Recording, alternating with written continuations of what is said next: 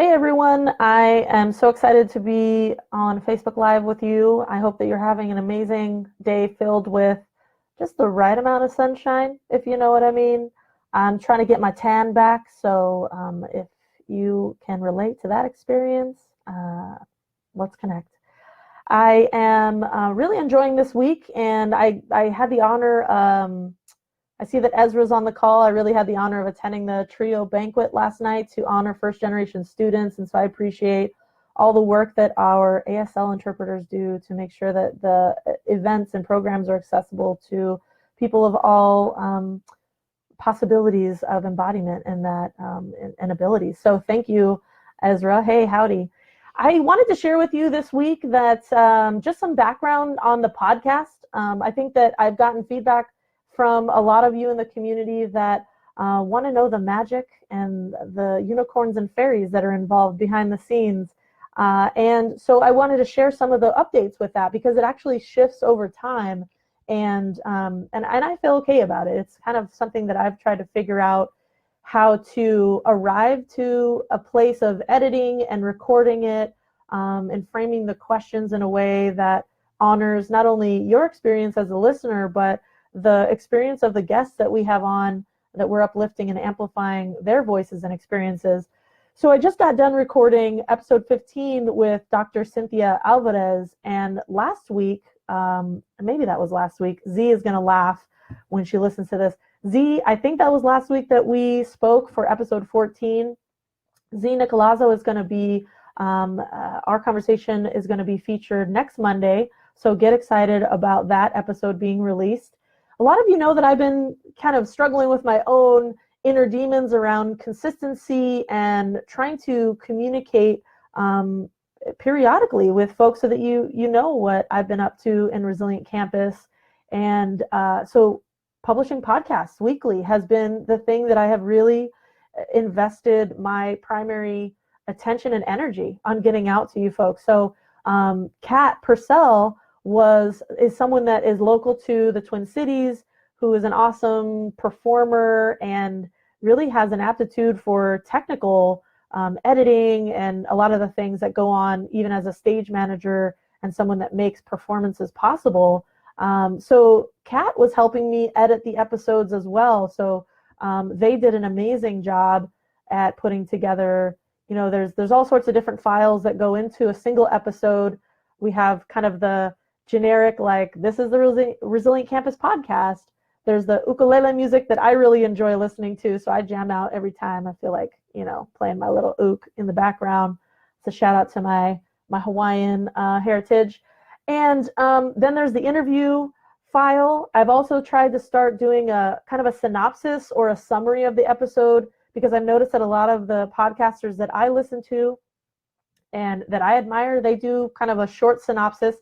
I haven't figured out how to be super short. I think that's just something that you should know about me in general.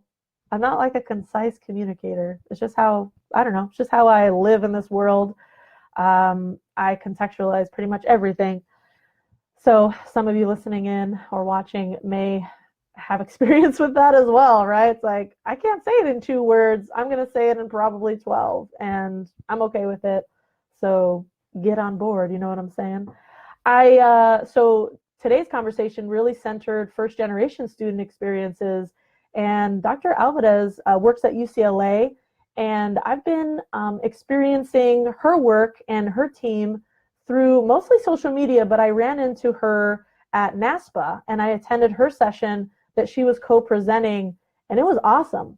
She and her team, it's like pretty much like all women of color, I think, and it's pretty fun to, because I got my start in Los Angeles working for a college access program called Project Gear Up. Some of you may have an experience with Gear Up programs. They're awesome.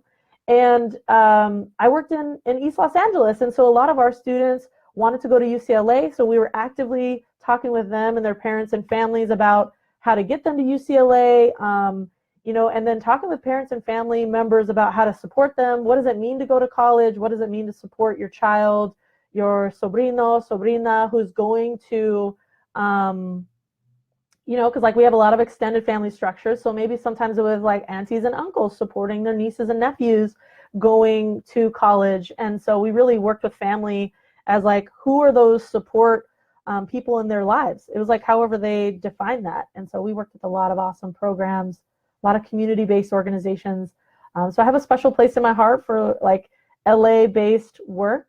And Dr. Alvarez is from Indio, California, which some of you that know, I went to high school in Blythe, California, and I can really relate to having this idea of going to college as you have to leave the place where you live with your family to even consider going to a college. So I actually went off to college with my best friend at the time, Carissa. And so we moved to San Diego to go to college, and we went to a community college, and we had a great experience with our community college that we went to. We went to Grossmont College. I don't know if anybody knows of that institution, but I had a great experience there. And so you can look forward to that episode. So some of the things to know, I have a microphone, and then I have this little cover on it. I can't remember what it's called right now. Does anybody know? I have a lot of lisp going on in my daily situation here. And so this little cover helps so that it doesn't I'm not like spitting on you all the time as a listener. So it muffles that out actually.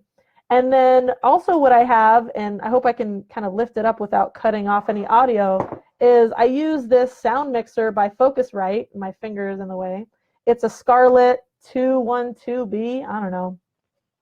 I actually have a blog post about podcasting tools if you're interested in that. And so I use that audio mixer. I have my Audio Technica. I already forgot the name of it, microphone. I have a couple other microphones that I use, but those are if I'm doing an interview in person. So I use lapel mic, and it's just a different type of microphone. It clips to your shirt, and it plugs into the audio mixer. And I recorded that with Max Posnicker, and we had a great time. I think one of the things to know about that microphone is that, and I'm not like an expert on microphones by any means. I've done some research on it and tried to learn about it before I started the podcast. But the thing that you should know about microphones that I learned was the other microphone actually picked up my voice and Max's voice. And I don't know if it's just because I'm super loud and that's how it went. But when Max was talking, I actually picked up, like, if I was like, snapping or actively listening, like, I hear you, yep. And I mean, it wasn't like Cardi B status. I wasn't like making like bird noises, but it was like just kind of active listening, letting Max know, like, I hear you, I feel you, I'm going to make some noise so that I'm listening really actively. And it picked it up. So it was a little harder to edit, and it picked up like the noise. I don't know if some of you are familiar. In St. Paul, I was at a co-working space next to the light rail, and you could hear the bells ringing, and it was just a lot of noise in the background. So I'm learning a lot of different lessons through audio. Currently, I'm working with someone named Dustin Ramsdell, who is really trying to build an entrepreneurship venture around podcasting, and hosts this network called Connect EDU Network, which brings together podcasters in the education space so they can come together, share strategy, support each other. Like there was a new Josie Alquist, who is another podcaster and in the kind of realm of technology and education. She's pretty fierce. She helped, she's been posting resources for me, and like Anchor FM just came out with they have a free version, so that if you want to start a podcast, you can look there. It looks pretty easy to use. I haven't used it yet. I use a podcast hosting site called Buzzsprout, and the reason that I went with them, and maybe this is more than you want to know about podcasting, but I feel like I've been researching it for a while, so I just wanted to share it out with you. Buzzsprout is my podcast hosting site, and what tipped me over to use them, because they're similar to a lot of other sites in a lot of ways. One, they're small business, and they just got started here in the last couple of years. Their website is super easy to use. as much as people kind of think like I'm really savvy with technology, I have to learn a lot and consistently to be comfortable with technology. So I like a user interface that is really easy, like simple, basic. That's what I want in the podcast hosting site. And Buzzsprout has that. They also have what's called a web player. So when you start a podcast, do you want it to play from your website? Or do you want people just to go to like iTunes or SoundCloud or all those, Stitcher, Spotify? I just recently added our podcast to Spotify. So for me, I really wanted people to be on my website as well. And I liked Buzzsprout's web player, but I chose to go with a web player called SmartPress. And I think I have that linked in the blog post as well on podcasting tools. It's just like a really handsome web player. I really like it. It allows me to link out to different sources on the web player. And it just has some different functions, and aesthetically it looks a lot better. And what it does is when a new podcast gets published and it goes live on iTunes, what happens on the back end of my website is that a blog post is drafted, and that blog post already has the episode embedded in it. So I don't have to do any fancy like coding or anything. It just looks good already. And it will have the basic, introductory paragraph to the episode, and it'll have the person's biography. It can post the blog just as that. So I'll go in that day and I'll kind of play with the image that goes at the top, and I try to keep my image consistent. And I've changed it a couple of times, but now it's just like a set of headphones on the top of each blog post. And what it does is it notifies people not only that are subscribed to my podcast on iTunes or wherever they're listening to it, but it'll also give them a notification if they're subscribed to my blog, if they follow my blog as well. And so it kind of like, for me, it allows people that have very busy lives to be aware that a new podcast episode is available. If they have time and they want to listen to it, then they can. And the web player actually allows them, it has timestamps that I attach to some of the show notes. So I actually work with, either if I don't do it myself, I'll have someone like Kat or someone like Dustin create the show notes so that I can actually attach the timestamps so people can just jump to that quote or phrase or the question that I asked the guest, and they can just click on minute 12 and 8 seconds, and they can go to that and just listen to that clip so it just kind of, I feel like it has all these different abilities that I really like, and that stood out to me. I pay about $12 a month to host the podcast on Buzzsprout, and I paid an initial fee for the podcast player, and I think it was about $60. I can't remember right now. I can definitely share that information. Yeah, so those are some of the back end pieces of the podcast. If people have questions about podcasting, I would love to connect with you. I think so. One of the things I wanted to give a shout out today was to my friend and colleague Anitra, who is at the University of Minnesota Twin Cities in their Women's Center. She's a director there. She's awesome. And on today's episode, I close out each one with an inspirational quote. It's just, I really like quotes. And mine was influenced by a flyer that her team puts out, and it was a quote by Arundhati Roy. And so I picked this up at the Indigenous and Women of Color Summit. Yep. Thank you, Ellen. Anitra does rock. Anitra is not going to like that I'm shouting her out so much because she's super humble, but just deal with it, Anitra. Okay, you're pretty rad, and I want to give you a shout out right now. So this quote was, I just love it. I have it up in my office, and it says, "Another world is not only possible, she is on her way. On a quiet day, I can hear her breathing."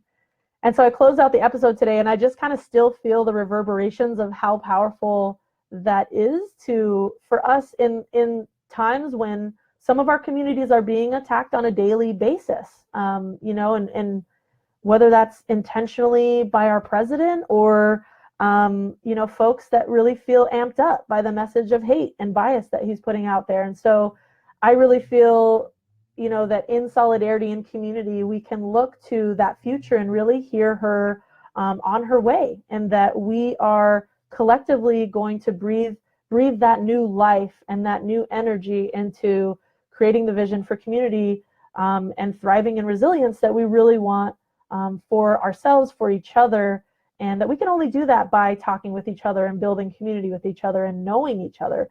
So let's continue to do that. Let's continue to build community and support each other.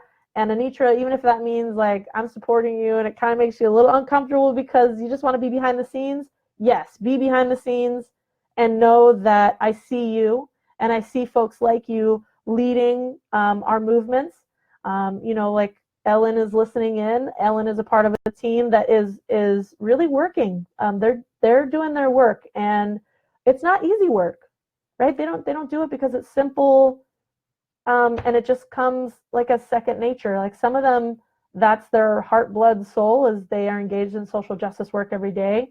Some folks are just coming to it pretty new and haven't thought about it before, and they're all figuring out together like how to do this work together. I really appreciate them. So I gave Ellen a shout out because Ellen had a birthday. So happy belated birthday, Ellen. I'm so excited to see you on here. Ellen's probably not happy that I'm giving her shout outs too. That's okay, right, Ellen? I think we're cool. So what else? Did you get my newsletter this morning, folks? If you're not on my listserv, just know that that's another area that I am trying to practice consistency around, is getting out my monthly newsletter.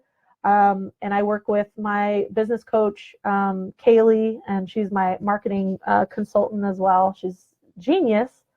And if you're looking for a business coach, a personal coach, she really uplifts those, and she'll correct me if I'm wrong. She helps entrepreneurs that are in the higher ed space, but also just entrepreneurs who are thinking about starting up and need someone to support them in that. She additionally works with women who feel like anxiety is something that they think about and experience quite often. So that is a space where she really thrives in helping other people reach their potential and ask them powerful questions, sets up activities, and really does a great job of coaching. The only reason I'm on Facebook Live is because Kaylee said, people want to see your face. And I'm like, are you sure? I don't know. They might not. I mean, we haven't heard them say that. So she's encouraging me to communicate via this platform, which for those of you that know me and have known me over the years, actually, as a public speaker, what you'd be surprised about is that I'm really introverted at this stage in my life, and being on camera really pinpoints like all my vulnerabilities. My office is kind of a disarray around me. I mean, this is what it looks like when I'm like building things, building ideas and programs, and working with cool people and having partnerships that allow me to really be there, present with them. So it's kind of chaos around me. Usually when I'm working from home, I'm not wearing like a dapper shirt. So I did costume up for this video.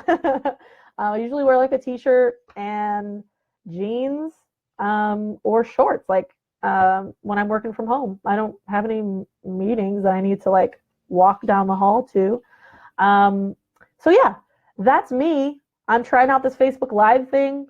It is longer than I thought it was going to be, but thanks for sticking with us. A lot of you are listening in. We have Ezra, Max. Hey, Max.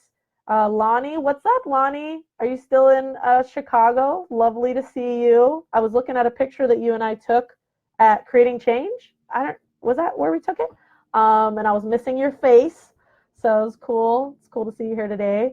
And Ellen, always a pleasure. I want to wish all of you an amazing day, whatever that looks like for you. I want to leave you with this thought, question, encouragement, however you want to frame it. What are you doing today to fill your resilience reservoir? What are you doing for you?